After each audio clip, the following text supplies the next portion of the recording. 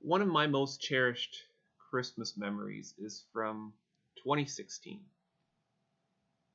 My youngest child, Gavin, was born by C-section on December 21st of that year.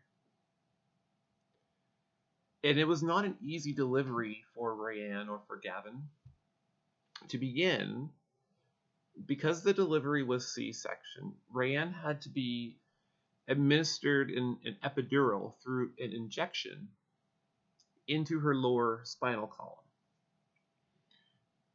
The problem is that Rayanne has bone spurs on some of her vertebrae. And as such, the doctor who was administering the epidural had an incredibly difficult time injecting the needle properly into her spine. Because of those bone spurs, the doctor had to inject the needle into her spine 87 times before he finally got it right. And after she was finally successfully injected with the epidural, I remember being in the operating room with Rayanne as the medical team delivered our son, Gavin. And I remember standing at Rayanne's side as they pulled Gavin from her by C-section. And I remember watching a pair of nurses carry Gavin to a table at the side of the delivery room. And I thought, this is my son. And as they were aspirating his nasal passage and his mouth to remove the fluids from after his birth, one of the nurses rolled him onto his side and began to lightly tap him on his back. "Come on, baby," she said. "Breathe, baby." She continued to pat him on the back and continued to say, "Come on, baby. Breathe, baby. Come on, baby. Breathe, baby." And she just was saying this over and over again, imploring Gavin to breathe. At that point, the other nurse said very matter-of-factly, "I'm calling the pediatrician." And my gaze went back and forth between Rayanne and Gavin. And there was Gavin to my left, who was barely breathing, if at all, being tended to by a team of nurses begging him to breathe. And Rayanne, who was still in shock from having received 87 injections into her lower spine. And I thought, oh God, I'm no medical professional, but I instinctively tried to put my scientific training to use.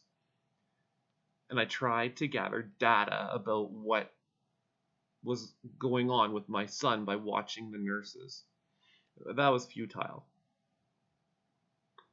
I couldn't figure out anything other than the fact that what was going on with Gavin was very serious.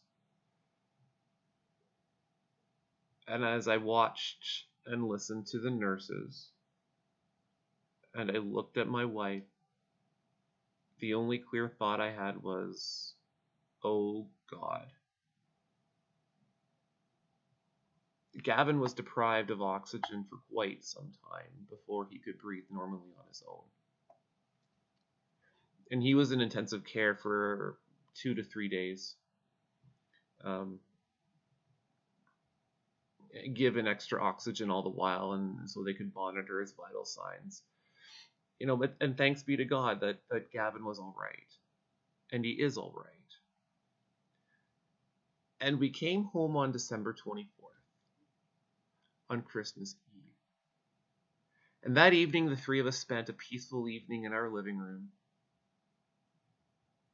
Rayanne was in the recliner, still, very much recovering from her C-section, her back bruised like you would not believe from all of the injections that she had to endure. And I was gently holding our baby, Gavin, slowly walking around our living room. The living room was only lit by the white lights on our Christmas tree. And I remember Gavin was just staring at those twinkling lights. He was this newborn infant of mine was completely transfixed by those Christmas lights. And every year when we dig that tree out of storage, I'm reminded of that first Christmas Eve that Rayanne and I had with Gavin. And I'm always reminded of the nurses just, begging Gavin to breathe. And I'm reminded of my 2-word prayer there in the operating room, that prayer of just, oh God. And I'm reminded about how Gavin, this little infant in my arms, was just like transfixed with these Christmas lights on this tree.